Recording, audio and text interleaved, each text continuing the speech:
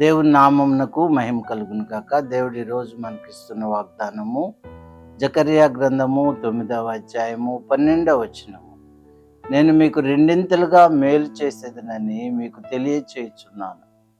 దేవుడు మనకేమని తెలియచేస్తున్నాడంటే, మీకు రెండింతలుగా మేలు చేస్తానని, రెండింతలుగా మీకు దీవెనలను ఇస్తానని దేవుడు వాగ్దానం చేస్తున్నాడు.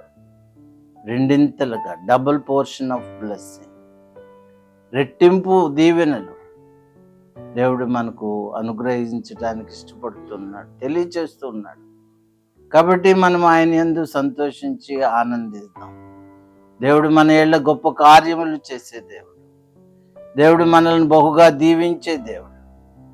దేవుని యొక్క ఆశీర్వాదములు ఎప్పుడు మన మీద రెట్టింపుగా ఉండాలని మనం ప్రార్థన చేయాలి. దేవా, నన్ను రెట్టింపు దీవెనలతో ఆశీర్వదించు, నీ రెట్టింపైన కృపతో నన్ను కనికరించు ప్రభు అని ప్రార్థన చేస్తే దేవుడు నిత్యము ఆయన కృపాక్షేమములను, ఆయన సన్నిధిని, ఆయన ఆశీర్వాదాలని మనకు రెట్టింపుగా దయచేస్తాడు.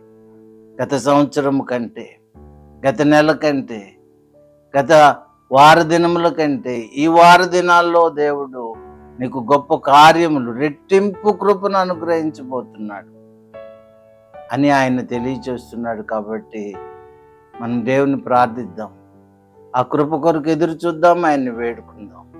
మా దేవా ప్రభువా, నీకు వందనాలు నాయనా, మీరు మాకు రెట్టింపు కృపనిస్తానని తెలియచేస్తున్న విధానాన్ని బట్టి మీకు వందనాలు ప్రభువా.